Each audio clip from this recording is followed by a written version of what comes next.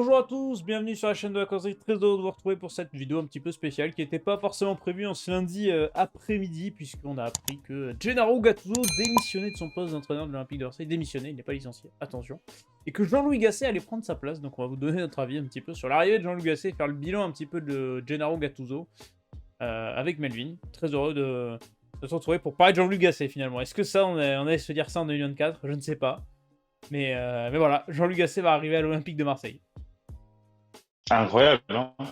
Incroyable. Honnêtement, quand tu vois l'info, au début tu rigoles, et puis tu dis, ah non, c'est vraiment vrai. Donc, écoute, c'est un nouveau épisode de la saison de l'OM sur Netflix.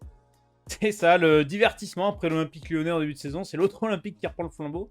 C'est la fameuse théorie des deux Olympiques qui peuvent pas avoir de bonheur en même temps. T'as toujours obligé d'avoir un Olympique qui est triste et l'autre qui est heureux en fait. Ça peut pas être, voilà, ça alterne. Donc cette fois-ci c'est Marseille qui nous offre du divertissement dans la Ligue des Talents. Tout simplement l'OM qui va nommer son 30e entraîneur depuis le début du 21e siècle. Aucun club de Ligue 1 n'a fait ça. Même pas le FC Nantes de Valdemarquita, c'est dire.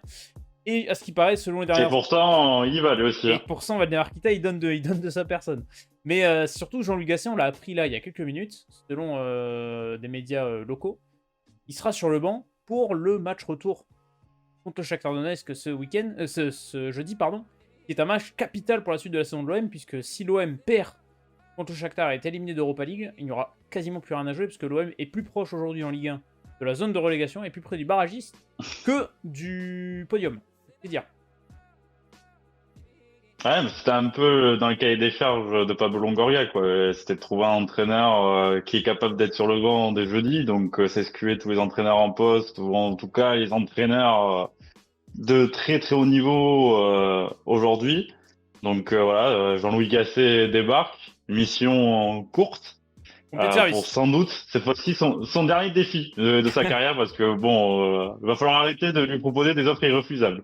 Ah ben là, en plus il avait dit qu'il arrêterait le haut niveau à 70 ans. On le rappelle, Jean-Luc Gasset, pour ceux qui ne savent pas, donc c'était l'adjoint notamment de Laurent Blanc à Bordeaux, avec lesquels il était champion de France en 2009. Il a ensuite suivi Laurent Blanc au PSG, il me semble, je crois, qui était... Non, il l'a suivi Oui, il Ouais. l'a suivi, hein, d'accord. Oui, oui, il a suivi, il a Il a suivi. suivi Laurent Blanc au Paris Saint-Germain. Il a ensuite eu un poste de numéro 1 du côté de la Saint-Etienne, où il a fait quand même plutôt du bon boulot du côté de Saint-Etienne. Montpellier aussi avant, À Montpellier également. Montpellier aussi avant, où ils avaient réussi à les maintenir. C'est ça, avec Ghislain Printemps qui va arriver, qui va le suivre, hein, qui le suit comme son ombre. Hein. Finalement, les deux, on les détache pas. Il a ensuite entraîné les Girondins de Bordeaux pour une petite saison pour pied de service où il les a sauvés avant de s'en aller. Puis il a pris la sélection de Côte d'Ivoire avec tout ce qu'on connaît. C'est-à-dire qu'il a débuté la CAN, il s'est fait licencier après la phase de poule puisque la Côte d'Ivoire est passée à ric-rac. La Côte d'Ivoire a nommé Emer Faït, elle a remporté sa Coupe d'Afrique des Nations. Ça, on en a largement parlé sur la chaîne, vous pouvez aller voir le débrief. Mais en tout cas, oui, Jean-Luc Gasset, en tout cas, qu'on peut dire, c'est que c'est de l'expérience qu'aller chercher Longoria. Mission pompier de service, contrat de 6 mois avant de nommer peut-être un nouveau coach et de repartir sur un nouveau projet avec ou sans Longoria. Ça sent le départ de Pablo Longoria, on pourra peut-être l'aborder rapidement juste après. Mais déjà, toi, sur la nomination de Jean-Louis Gasset, après on fera le bilan de Gennaro Gattuso. Qu'est-ce que t'en penses de cette nomination de Jean-Louis Gasset qui a surpris beaucoup de monde et qui est très critiquée? Bah, par rapport au timing qui est assez désastreux parce que faut rappeler qu'avant le match contre Brest, t'as quand même Mehdi Benassia qui ose te dire ouais, on a Oui, un projet avec Gattuso sur 3 4 ans. Donc et le projet devait pas être très solide. Voilà, le timing est surprenant. Après, je peux comprendre la réflexion de Longoria avec ce match décisif contre le Shakhtar, faire un électrochoc avant ce match. L'avantage de Jean-Louis Gasset, c'est qu'il est unanimement reconnu pour ses qualités humaines. Voilà, l'aspect mental, ça, je pense que ça peut faire du bien à l'OM sur une courte période. Maintenant, c'est vrai que quand tu te dis que à la fin de saison dernière, Igor Tudor part, tu te dis pas pratiquement un an après, c'est Jean-Louis Gasset sur le banc, quoi. c'est vrai que c'est fou. C'est vrai que c'est fou et ça a été beaucoup critiqué puisque bah, forcément les gens retiennent son passage en Côte d'Ivoire qui a été très très compliqué, notamment sur le plan tactique. Gattuso est très critiqué pour ses notions tactiques. Gasset va pas t'amener une révolution tactique, il t'amènera peut-être un côté humain, il va peut-être essayer de ressouder un peu ce groupe qui semble un peu perdu, et notamment les recrues qui n'ont pas forcément, j'ai l'impression, été bien intégrés. Quand tu vois aussi les balles perdues, prend un Jonathan Klaus par Mehdi Benatia, ne serait-ce qu'hier, ce dimanche avant le match de Brest. Ah, tu dis peut-être que Jean Gasset va pouvoir ramener un peu d'harmonie dans ce vestiaire marseillais, mais faut pas s'attendre non plus à qu'il nous refasse une révolution tactique, quoi. Ah non, non, non, et je pense que Longoria, c'est très bien que voilà, Gasset va pas lui pondre un système tactique révolutionnaire. Voilà, Gasset va s'appuyer sur les bases, être solide, voilà, essayer d'avoir un peu de réussite. Est-ce que à court terme ça peut permettre, parce que on n'a pas parlé aussi, la Ligue 1 est quand même cette année très faible, donc tu te dis que une grosse série de l'OM et tu peux les retrouver dans un top 5 finalement. Donc je comprends le choix Gasset. Pour moi, comme je t'ai dit avant cette vidéo, pour moi Jean-Louis Gasset à la limite était un meilleur choix que Gattuso, parce que Gattuso on sait très bien que c'est un pompier un peu pyromane. C'est quelqu'un qui est resté quand même, voilà, pas plus d'un an et demi dans ses clubs. Tu te doutais bien que c'est pas lui qui allait résoudre les problèmes de l'OM. Gasset les résoudra pas non plus. Le problème vient de la gouvernance. Maintenant, sur 3 4 mois, ça peut mettre une rustine sur le bateau qui est en train de couler. C'est vrai que Jean-Louis Gasset, alors est-ce que c'est un meilleur choix que Gattuso? Je ne sais pas, il nous donnera tort ou raison en fonction de ses résultats, mais c'est vrai que Gattuso est très réticent à son arrivée à l'OM. Je me suis dit, bon, ça durera pas longtemps, puisque il est arrivé en remplaçant de Marcelino, on le rappelle. Ça s'est très très mal passé Le entre. démissionnaire. Voilà, c'est le club de la démission. Hein. Finalement, tout le monde démissionne dans ce club. Mais voilà, il est arrivé là. Tu sentais que c'était très limité tactiquement, c'était très limité dans ses schémas de jeu, c'était pas très lisible, c'était Olympique de Marseille. Il y a eu des résultats à Il s'est domicile. entêté sur son 4-3-3. Oui, S'est entêté sur son 4-3-3. Il a eu du mal, entre guillemets, à accepter de passer en 3-5-2, pourtant qui est un système qui a leur permis à l'OM d'engranger quelques résultats. Il est revenu à son 4-3-3, mais tu sens que au-delà de ça, il y a un vrai problème de talent à l'OM. C'est le match contre Brest, c'est catastrophique. Au-delà de l'attitude qui était pas bonne non plus. oui, c'est ça. Et puis il y a un énième match où l'OM est en supériorité numérique, qui n'arrive pas à faire la différence. Ils jouent en supériorité numérique à 10 contre 11 J'ai jamais pendant senti 30 la minutes. supériorité, hein. Mais à partir du moment où Marseille prend la J'ai supériorité jamais numérique, senti la supériorité. Brest revient dans le match. Et Brest, j'avais l'impression que plus le match avançait, plus Brest était en confiance et l'OM était en manque de confiance, alors que bah, t'as un joueur de plus normalement. Et t'es l'OM surtout. C'est ça, et on l'a vu contre Metz à domicile il y a 2 semaines auparavant. Marseille n'y arrive pas quand ils sont en supériorité numérique. Ils n'ont cadré aucune frappe en première période. C'est, je crois, la 3e fois lors de ces 4 derniers matchs de compétition confondus que Marseille ne cadre pas en première mi-temps. Donc c'est-à-dire qu'il y a un énorme problème également offensif. Il y a un énorme problème à l'extérieur, puisque Marseille est la pire équipe de Ligue 1 à l'extérieur. Une seule victoire cette saison à l'extérieur. Donc ça, c'est très critique. Toute compétition confondue, c'est une victoire à l'extérieur en Ligue 1, une victoire en Coupe de France à Thionville et une victoire en Europa League à l'AEK Athènes. Sinon, c'est 3 victoires, du coup, toute compétition confondue à l'extérieur pour Marseille cette saison. Sur une quinzaine de matchs, ça fait pas beaucoup quand tu es prétendant à l'Europe. Tu n'as plus gagné. Surtout que c'était la force de l'OM Oui, les années passées. Avec Sampaoli et Tudor, c'était l'inverse. C'est-à-dire c'est ça. que l'OM gagnait beaucoup de matchs à l'extérieur et à domicile c'était un peu plus compliqué. Là, à domicile, le seul point positif de la saison, c'est que t'as toujours pas perdu à domicile. C'est le seul truc de C'est ta vrai. saison.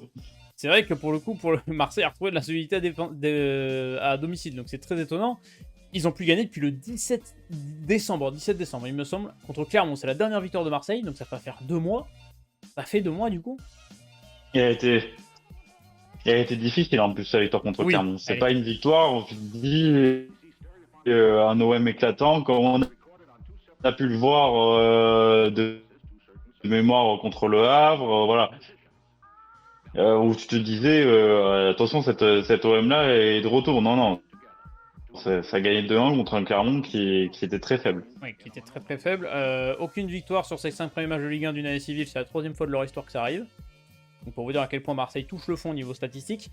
Voilà, c'est tout simplement le bilan de Gattuso, il est pas bon. Il me semble, j'ai les statistiques juste devant moi, c'est le 6e entraîneur avec le plus faible ratio de victoire pour un entraîneur de l'OM au 21e siècle, avec 15 matchs minimum. Il a 38% de victoire.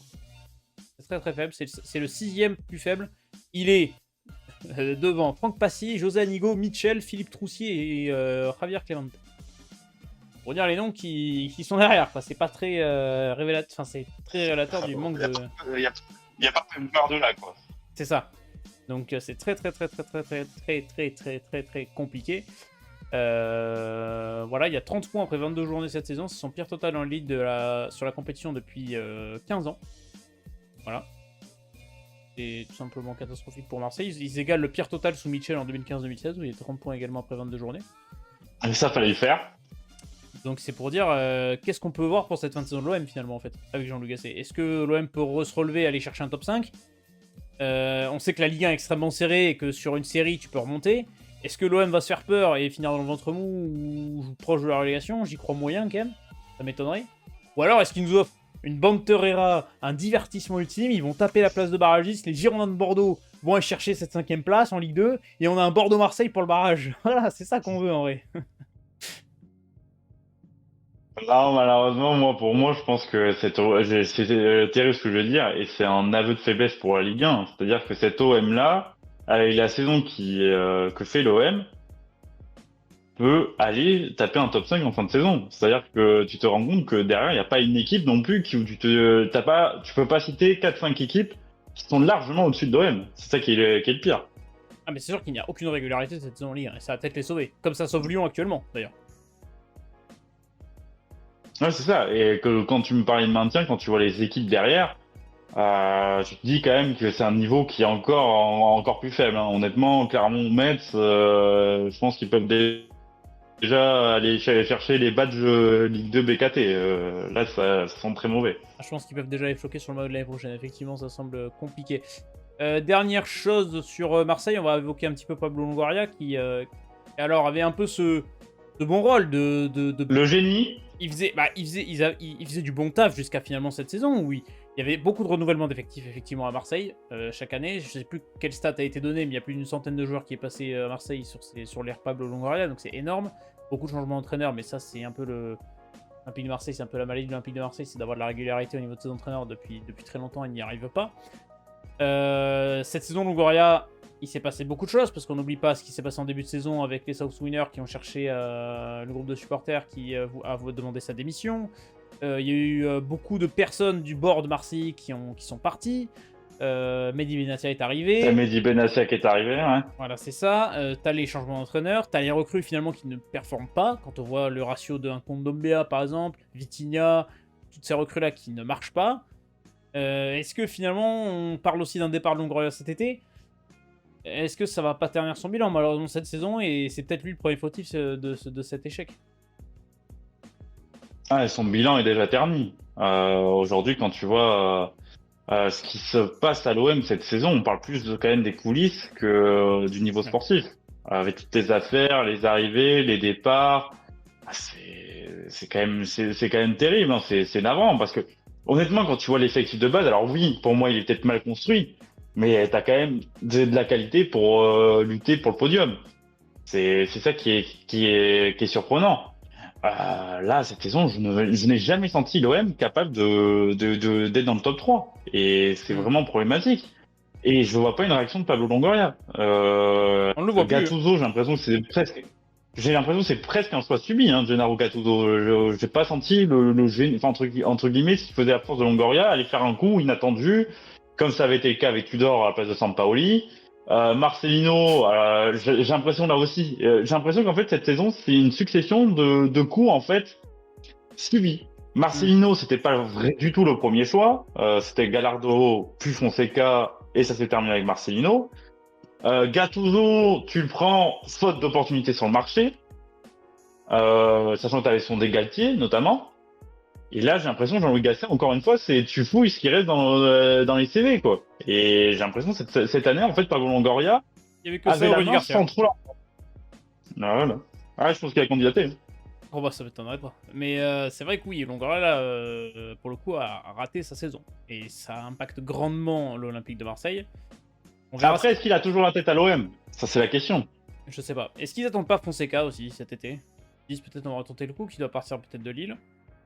Oui, je pense qu'il partira de Lille. Après, Fonseca, il est pas non plus idiot. Hein. Il voit l'instabilité à l'OM. C'est un coach très ambitieux. Il va avoir certainement des sollicitations de première ligue.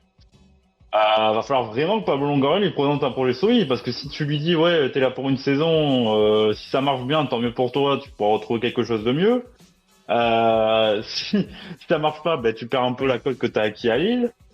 Voilà, moi je suis Pablo Longoria, aujourd'hui je vais pas aller, non. Je préfère aller dans un club de première ligne, de milieu de tableau. Effectivement. Mais après, est-ce que Pablo Longoria sera toujours là? Ça, c'est l'avenir nous le dira. Et on vous tiendra au courant sur cette chaîne.